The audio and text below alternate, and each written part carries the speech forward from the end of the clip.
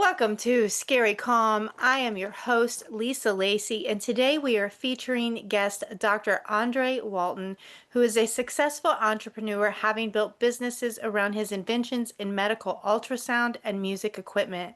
In 2005, he graduated from the University of Nevada, Reno with a PhD in social psychology focused on creativity. Andre has published a book entitled Embracing the New Era, which examines creativity from a new perspective and explains many anomalies from why brainstorming doesn't work to why creatives are prone to psychological problems. Andre is now a business consultant and certified and accredited coach. He is also the visiting professor of creativity and entrepreneurship at Newport Business School. He is a keynote speaker, lives in Reno, and plays jazz flute, saxophone, piano, guitar, meditates, and has a wonderful time with his grandkid. And you can find him at his website at www.planforchange.org. And all of this will be listed in the intro to this podcast. Well, Dr. Andre, welcome in. Thank you so much for coming to be a guest on our show today. How are you? I'm doing great, thank you, Lisa, and very, very nice to talk to you. Thank you for inviting me. You're very welcome. You're very welcome. Well, jazz flute, my friend, I happen to be married to a musician, and I know that jazz is very, very challenging. He and I are both creatives, so I'm fascinated by your work. Well, Andre, what is your passion project right now? What are you working on, and how are you helping people currently with your vast array of experience?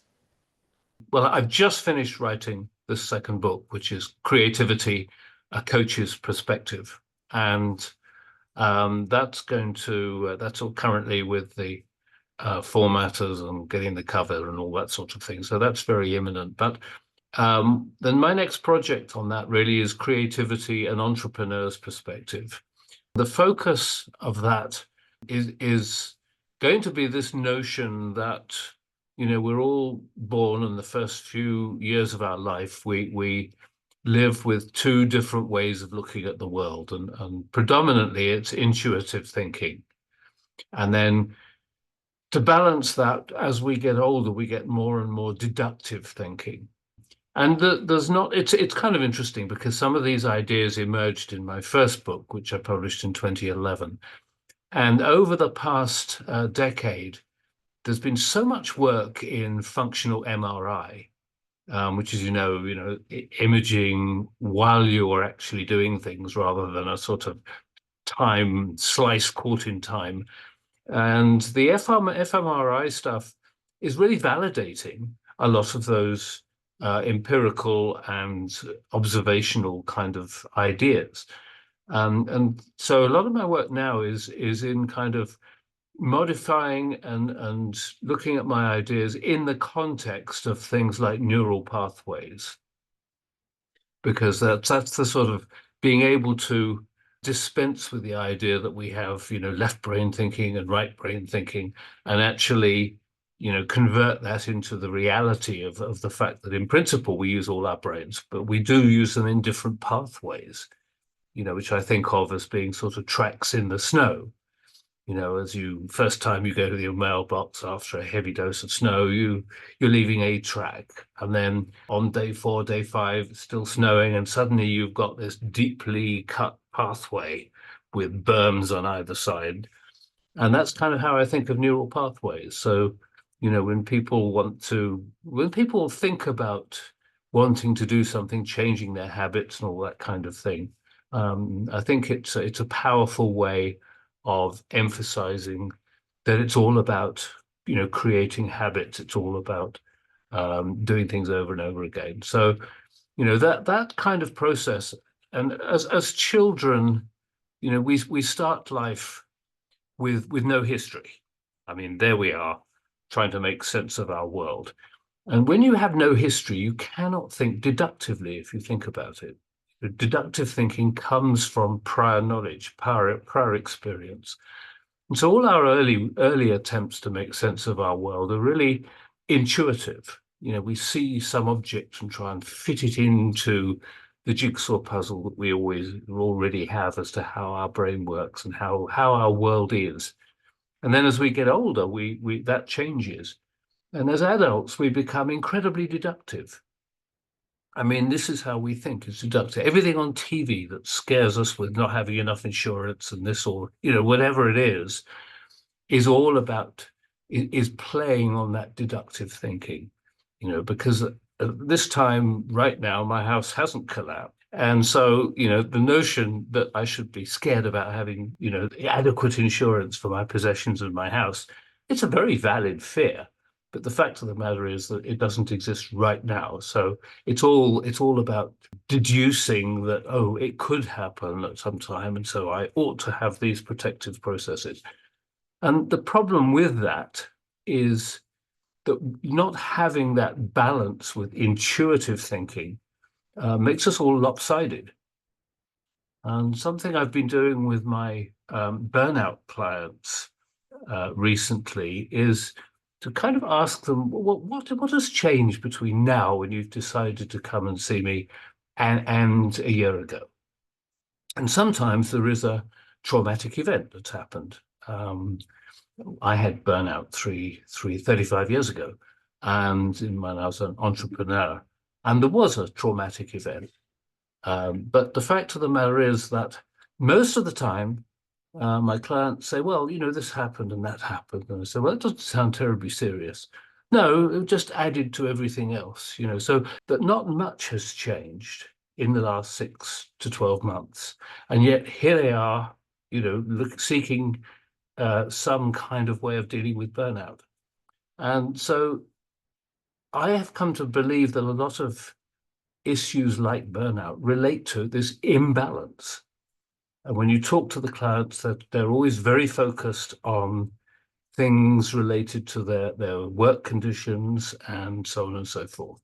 And so getting them to switch to include intuitive thinking processes in their everyday life is a very powerful way of helping people overcome burnout.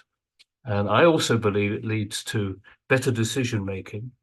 And interestingly, the neural pathways you use when you're thinking intuitively are also those that are associated with higher emotional intelligence. My real focus at the moment is developing a program that I'm calling Banishing Burnout. And it's Banishing Burnout, all about balance. And so it's to regain balance into the way that people are thinking about their world and looking at their lives. Well, Dr. Andre, that is so fascinating that you said that, because my very next question to you was going to be about fear. And in all of your work, what was your biggest fear and how did you manage it? What modalities did you use to manage over the course of your decade-long experience, manage your biggest fear? I grew up with very little in the way of adult supervision. My mother and I lived in other people's houses. She was a cook, an only mum, a cook housekeeper. And so she was always incredibly busy. And I very seldom really had very much in the way of supervision from toddler onwards. As long as there was no crashing sounds or anything breaking, I was generally left alone. And that was true, even sort of at the age of 5, I was, spending many hours walking in the woods and up in the hills and that kind of stuff, and just generally keeping out of people's way, which is what you'll do if you're living in other people's houses. And one of the consequences of that is I never really got exposed to the concept of fear.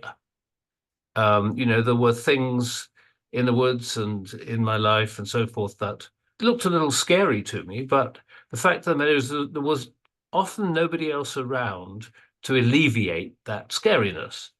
So I had to overcome that scariness.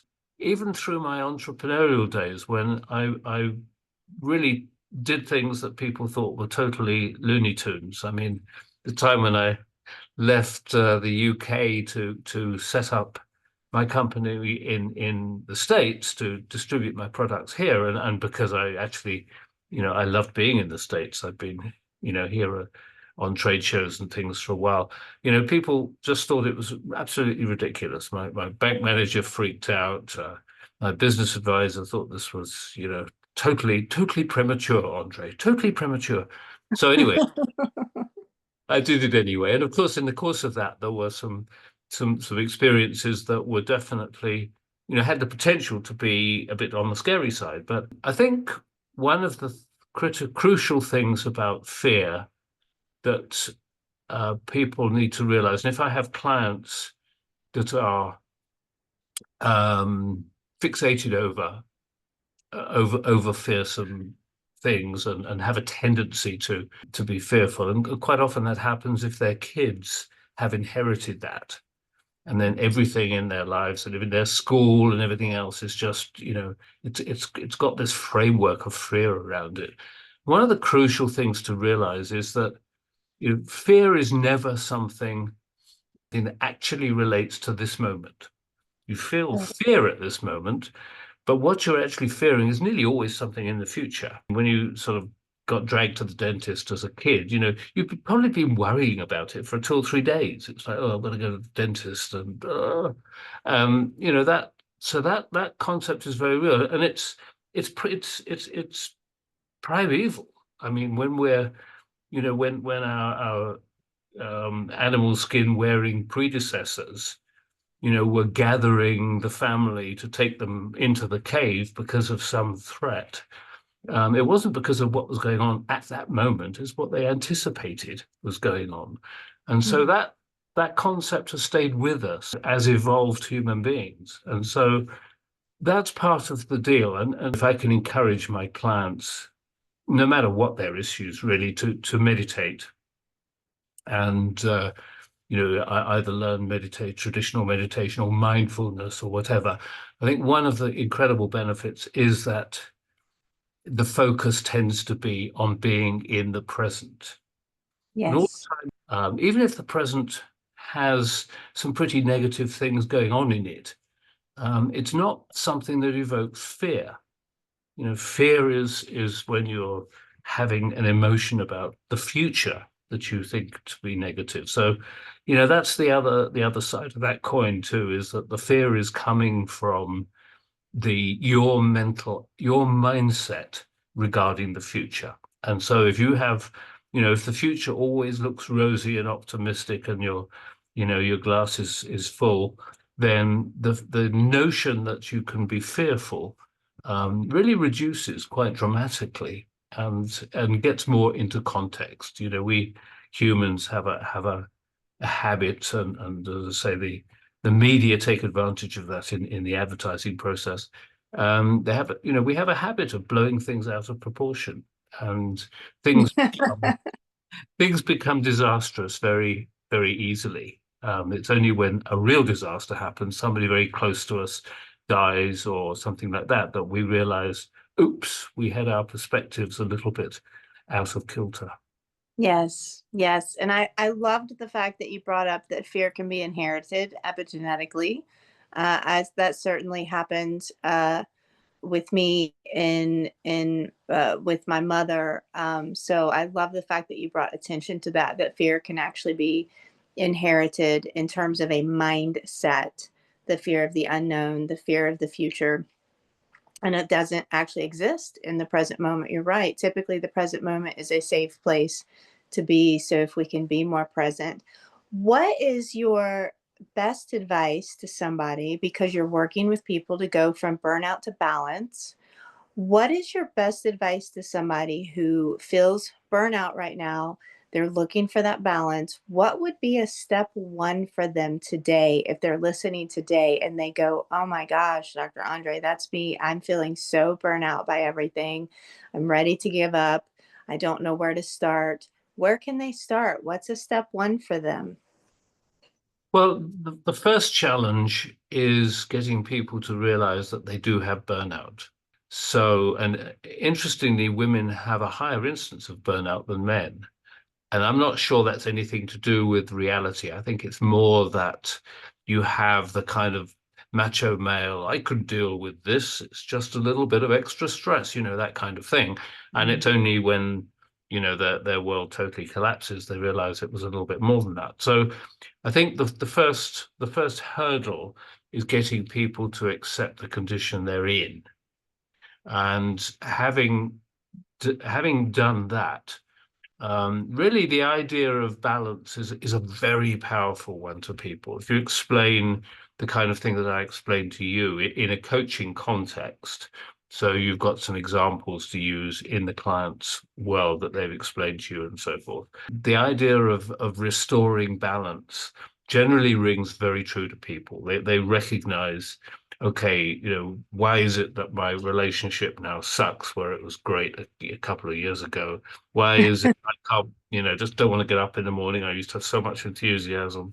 Why is it, I simply don't want to be doing the work that I'm doing anymore? All these kinds of things, which are symptoms of advanced burnout. If you start to talk about balance and say, okay, what kind of recreations, used you to do? I mean, and you'll find people, did things that, well, I didn't really have a recreation, but I used to really like walking. Well, what's happened to that?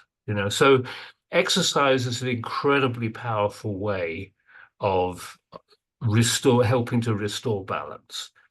And it's kind of interesting in that the two halves of the brain are connected by something called the corpus callosum.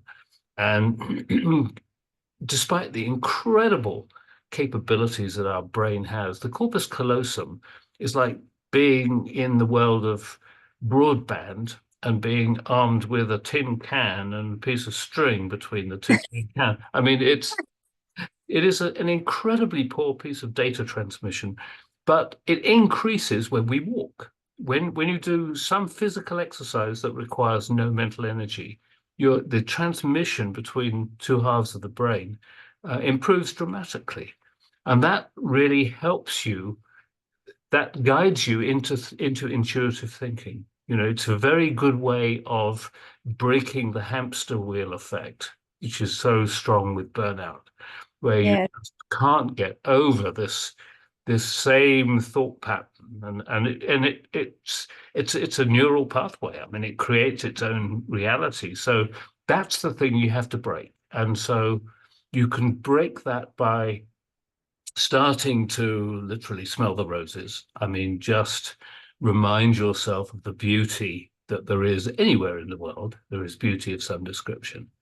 And so, and also this issue of exercise where you're actually starting to do a whole range of different things. And burnout, as you know, is very commonly accompanied by demotivation. I mean, I just Mm. barely want to get out of bed in the morning. I mean, having got out of bed, I struggle through making a cup of coffee. I've got to go to work and put on this sham image of kind of, high energy, whatever it is, and that kind of stuff. So, that it's really about short-term breaking habits. And I mean, just in general, you can start to introduce creativity into your thinking by making changes.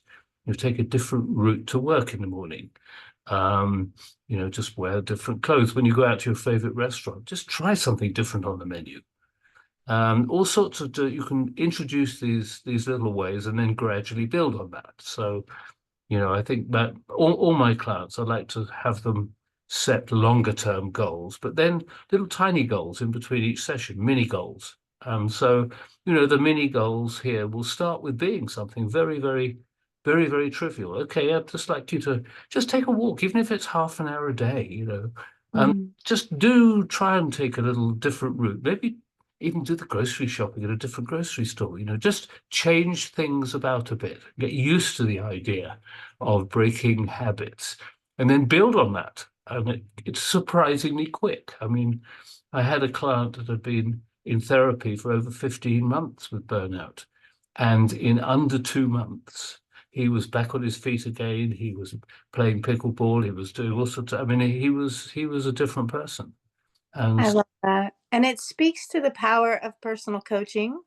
I did the rite of passage with all types of therapy, you name it. But when it comes to a traditional talk therapy versus any type of personal coaching, I think there's such a forward momentum to personal coaching that doesn't exist in traditional talk therapy, that tends to have a backwards focus, whereas coaching is very fast paced, engaging, forward focused. So I think you bring up a very valid point in the difference between the two. I think very oftentimes people don't understand what the power of having a personal coach or a mentor. I have my holistic psychiatrist, I have my therapist, but I also have my whole team of mentors and coaches that help. And I love your advice to start small. You're simply asking for 5-10 minutes a day of doing something different to start off with, and then reaching out to you if they're feeling really stuck. Well, Dr. Andre, what has been your biggest personal perspective shift in doing the work that you do to help people? What is over the decades of experience that you have, what's been your biggest perspective shift personally? Um, I think actually this really relates to the last observation that you made, but I think it is also answers this question, and that is the issue of the forward-looking modality of coaching. I've studied both the British and the US marriage and family therapy process, and I didn't it didn't click for me, and that's when I switched over to doing my social psychology PhD. But one of the things that I really find incredibly powerful about coaching, and I get reason to remind myself of that almost a daily basis, is this forward-looking modality. Yeah. Sure, from time to time, it's valid and necessary to go back and do a little bit of digging and find the root of some issue. But in some ways, I've certainly come across therapists that I think dig too much, and you dig yourself a hole that you can't get out of. So, the digging can stop pretty early and really head towards the future. And I'm not saying that we shouldn't uncover things in our past. That certainly helps to neutralize some negative issues that can come up in our life. But that is best done, if possible, through a natural evolutionary thought thinking process, as opposed to, being thrust into previous time in your life. The forward-looking modality, I think, is really has been a very, very powerful driver for me in my coaching. Yeah, Uh, I agree. I agree. Mine as well. Mine as well. And in my personal life, in my healing life, in my recovery life, and in my personal coaching work, it is all about, we've been there, we've done that, we knew what happened, we were there. What are we going to do next? Is yes, is absolutely, always absolutely. the next question. Well, Dr. Andre, it has been a privilege and an honor to have you on Scary Calm today. Thank you so much. If people need to find you, they can find you on your website at plan4, that's the number 4, change.org. All of this information is going to be listed in the intro to this podcast. This has been so fascinating. I so wish we had more time for me to continue to dig into your work, but we can do that using all your socials, or contact you personally via your LinkedIn profile is Plan for Change 2. Your US number is 775-232-3758. And all of this is going to be listed. And remember Dr. Andre Walton's quote: "What a personal trainer does for your fitness, a life and business coach does for the rest of your life." So, my friends, if you're feeling really stuck and you're feeling like you might have a little burnout or lack of motivation and not sure why, be sure to reach out to Dr. Andre. Well, Dr. Andre, thank you so much. It's been a pleasure, my friend. Thank you so much, Lisa. I really appreciate it. It was great to talk to you. Great talking to you. And friends, we will see you next time.